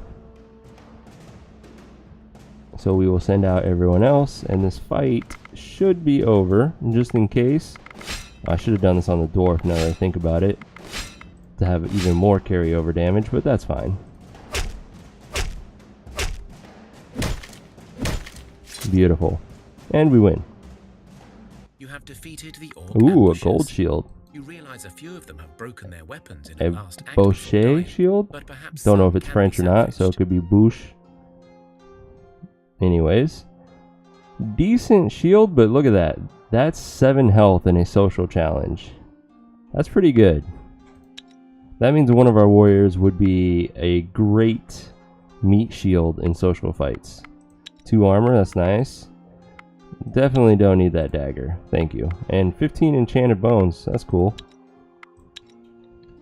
Alright, now let us drop everything off and see about equipping somebody with this will shield. 7 and 8. That'd be a downgrade. She has the attractive shield. There, he would enjoy it. It's an upgrade in every way possible. It was even lighter too, so that's a good trade-off. Now, for the armor ring, that's going to go on a warrior. It is an upgrade for that one. And then she can have that one. Alright, let's drop all this off and resupply.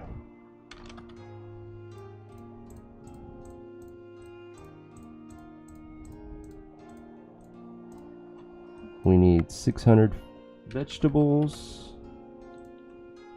We don't need that much herbs. We only need 35 in case we have the sun stroke event. I'll drop off of this gear. And then our crafted stuff. Hopefully it came out good quality. Okay, regular quality for the hammer. That's still acceptable. And our armor is all regular quality. That's fine. Alright, who's going to be our badasses? She's definitely going to get an armor. Or do I want her to have the attractiveness for social challenges? 12 attractive is pretty good. I think we'll check the others first. He will definitely enjoy this upgrade. That now gives him 65 life in a fight. And it also provides shielding, which is very much needed for a hammer user. It is not an upgrade of a hammer, however, so that's fine. Next up is Mishko. 19 and 4, 18 and 8. So this is technically an upgrade in damage because of the poison. And that gives me my second hammer user, which is what I want. And then a major upgrade in life. He doesn't do much base damage though, compared to Leshko. He does... Where's your poison? Oh, you don't have poison, that's why. So 53 damage straight. Versus him, which is base 35, max 43. Not as good, but still very useful. Nistanka. You also will enjoy a major defense upgrade. And let's see if one of our crafters has... She has a ton of strength. Where's your strength? 12 strength. That is amazing. And this armor is actually lighter than what you have on, but way more armor. So a gatherer with 57 life in a fight. That's amazing. I love it. Alright, let's drop all this crap off. And they have no more movement, so they are stuck here for the turn. Where are we going to send them next? I think we are ready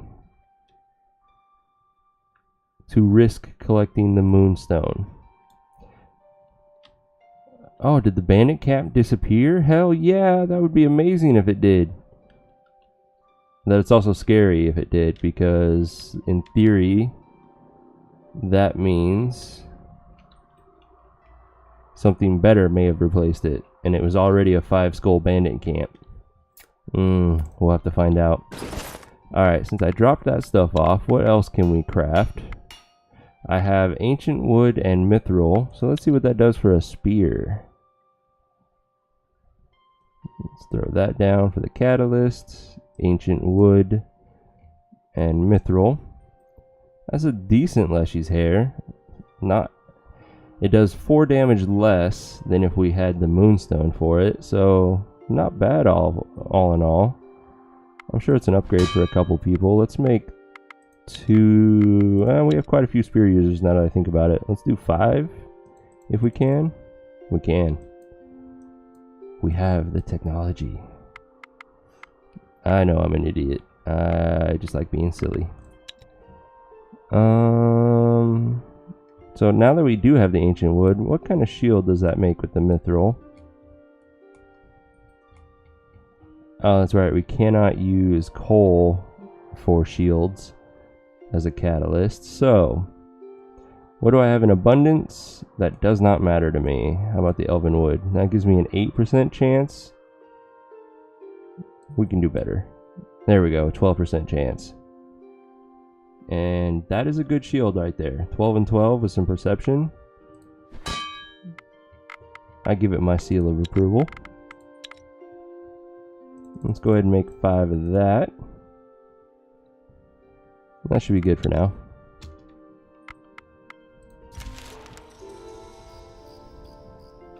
First spear is already completed.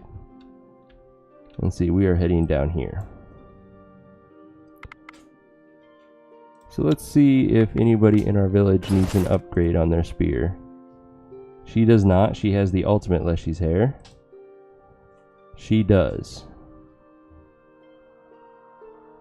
Nice. And while I'm thinking about it, let's clean up our inventory real quick. So, that's no longer useful. Not useful. Yeah, we don't need any of that. That we do need. So get rid of all of these. That axe. That one is okay as a just in case. 18, so we'll get rid of that one. We'll keep that one. 5 damage is not useful. 6 isn't really useful anymore. We don't need that. Shield. Yeah. We're about to make better shields.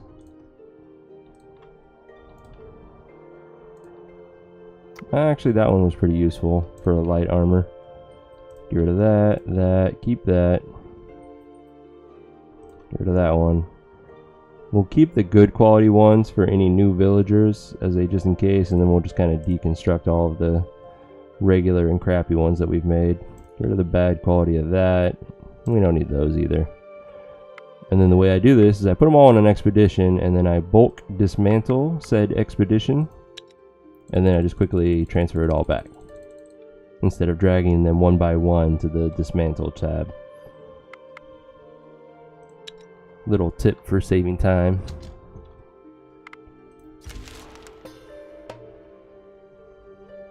Crazed bees are an auto resolve. Gave me some amber and some bread, surprisingly. So let's continue heading towards the moonstone. Looks like it's going to be 4 more turns to get there. We also finished another spear. I don't know if we have any more spear wielders in our village, though. We do. And it's an upgrade. Nice. We also finished an armor, so I might as well equip whoever has a hammer. Deserves this upgrade in armor. Perfect.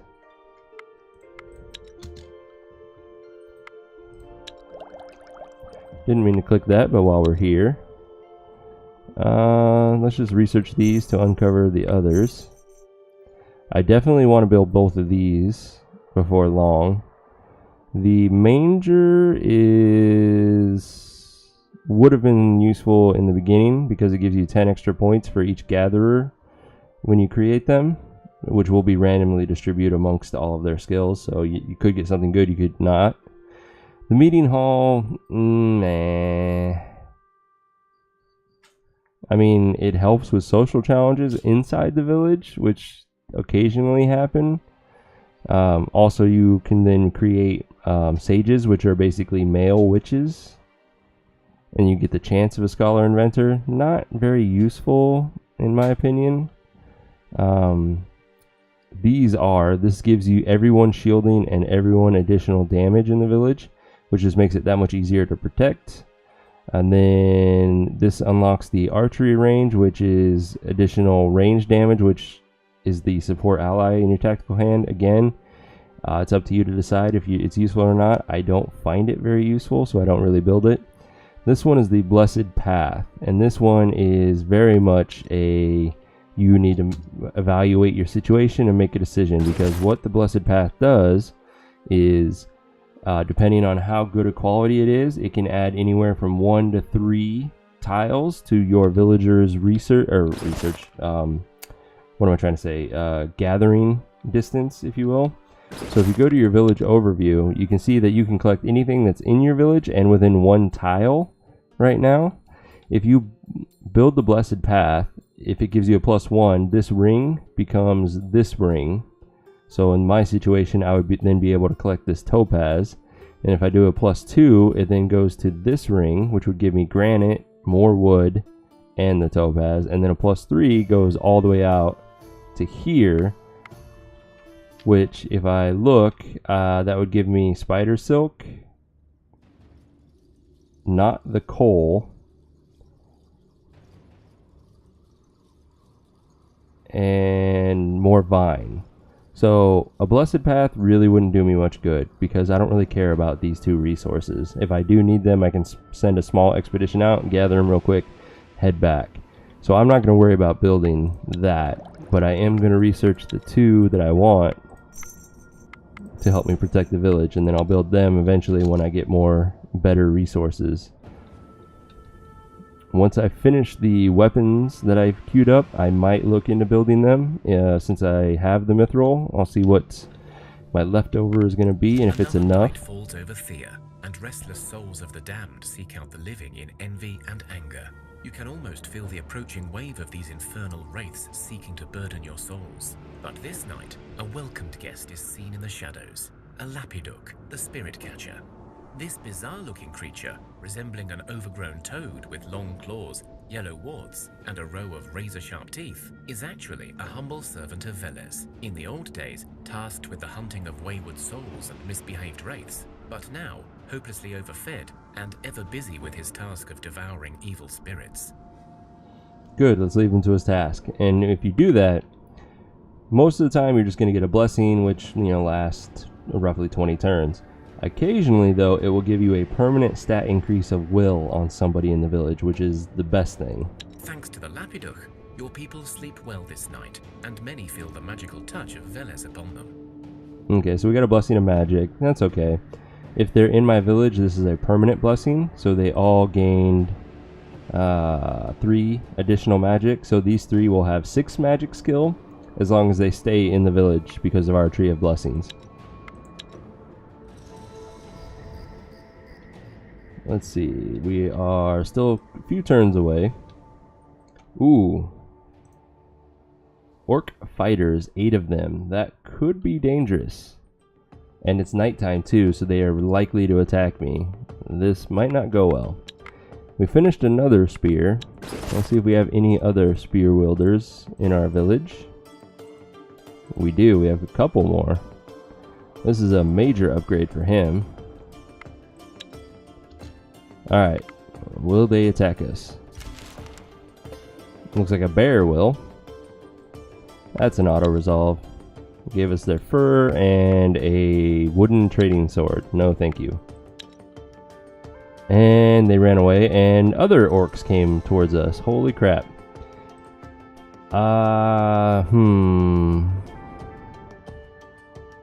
See, if I choose to attack them myself, I can go with a social event instead. Question is, do we still have that blessing? I don't think so. Looks like that's a no. So 6, 8, 8, 3, 3. Warriors are not good at social challenges. 3, 5, 6, 8, 6, and 6. It's borderline if we would be able to win via social challenge. So I'm just going to keep heading this way. Now the problem with it being nighttime, you can't see anything around you, so I could be walking right into like a goblin village that is a 5-skull fight, and that would suck very, very, very much. Thea is not an easy place to grow up in, but alas, grow up we must. One of your children has matured into a young adult and is ready to join your village and rebuild Thea. So now that we have the totem, we could make another witch, or make a witch for the first time. Ironically, witches don't have very good magic, but they do come with magic. It's usually between 1 and 3. So that is an option. But I'm ready to start making my team of misfits to go out and gather minor resources that are around me, which means they need at least 1 medic, preferably 2 eventually. So I'm going to create another medic to start. Important rite of passage. The whole village good medic skill. The youngster Very weak. Food offering at the altars of their gods, in thanks and in hopes for a good future. And the problem, once you start building buildings in your village, this screen becomes very deceptive because these stats also reflect what the buildings are giving you, which means he doesn't actually have a craft skill. My smithy is giving him that, and when he leaves the village, this will go away. Same story with the magic. And the herbalism is his, because herbalist actually doesn't give you any stats.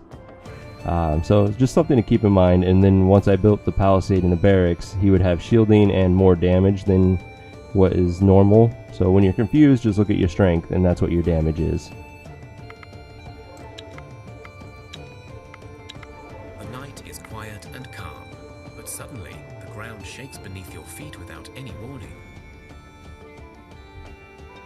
You feel the grumbling of the earth, and you fear Mokosh's wrath is upon you. But this tremor feels somehow different, less natural. Okay, it's an auto-resolve. It's a 2-skull fight. There is a series of distant thuds and groans, then several short yet violent rhythmic shakes. Then, slowly, the sounds and the tremors move away. Alright, how many people do I have here? 15. I want at least 1 more person, and then we'll create our small group of misfits, and we can start sending them out to collect like coal and silk fairly safely. We finished the last spear, which is actually going to go on our new medic because it's lightweight and gives him decent damage to make him useful. He can have a good quality armor, and that's about it for now. We have the last spear, which will go on, looks like, either him or him. You know, he's going to join the Misfits, so we need to have some sort of damage on the Misfits team when they split off, so he gets it. We are now making our shields, which will be nice when we get them, and we have finally made it to the Moonstone. What is around it? A lot of food is around it. Okay, let's go ahead and make camp and begin gathering. My main focus, however, is that Moonstone. And we are going to push this, stay here for as many turns as we can, because this is the god material when it comes to almost all crafting. Let's see, we are collecting tons of vegetables in our village. So let us focus on the exotic fruit and the cherries.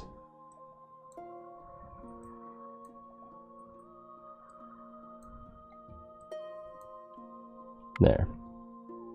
We'll get moonstone at a rate of about 4 every 3 turns. 4 bunches every 3 turns. That's not bad. And we can stay here for 21 turns, and that'll still give us enough food to make it home without starving.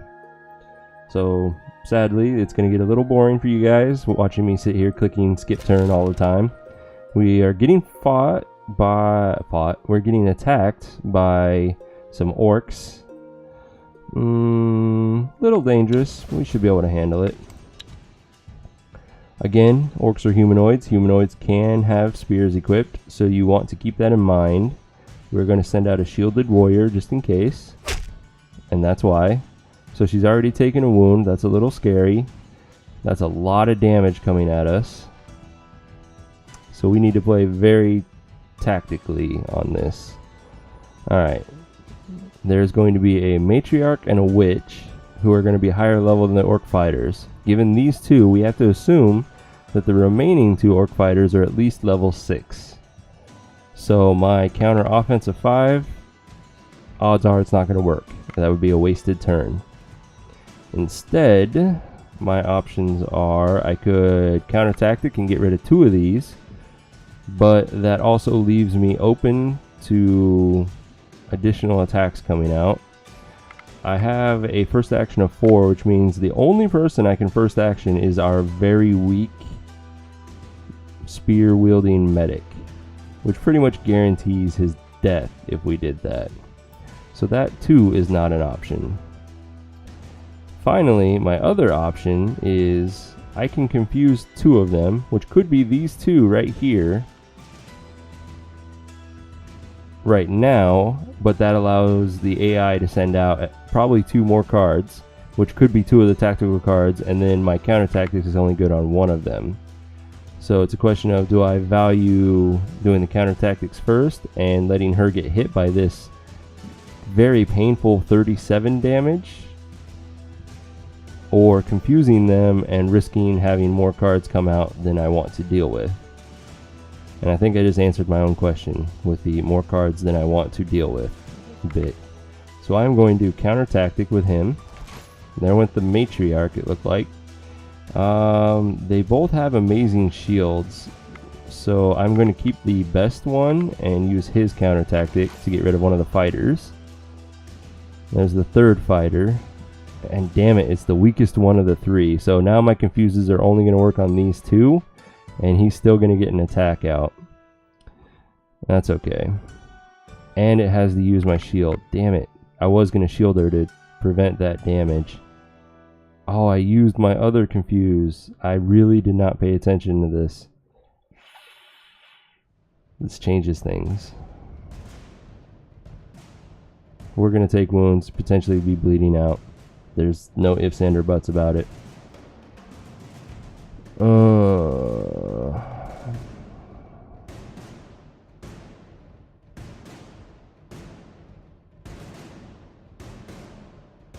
If I confuse that one, we still have 85 damage coming at us. Holy crap.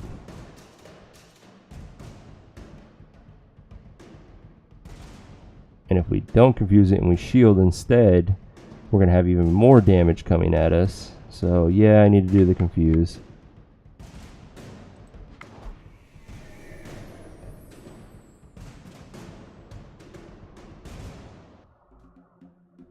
We're going to risk losing somebody here. He can at least survive this one's attack if it decides to attack to the right. And then he will kill this one or this one when it comes out. So let's do that. And then we can poke this one to death. Or not. It was used tactically, which is actually convenient for us now that I think about it. We're still going to kill this one in one go. It has 53 life. He does 53 damage. Bam. Dead. She will survive this one's attack, and then if this one attacks her too, she gets overkilled and has a very good chance of dying after this fight. Or it attacks him, he survives, takes a ton of wounds, but that also means we're okay. She does 44 damage, not enough to kill this one, but it would kill him, which would actually be the best play. If this one hits her and then she kills this one, we have no more damage coming at us. That would be amazing. We're just going to have to send everyone out and pray. I could have shielded him for a little bit, now that I see that.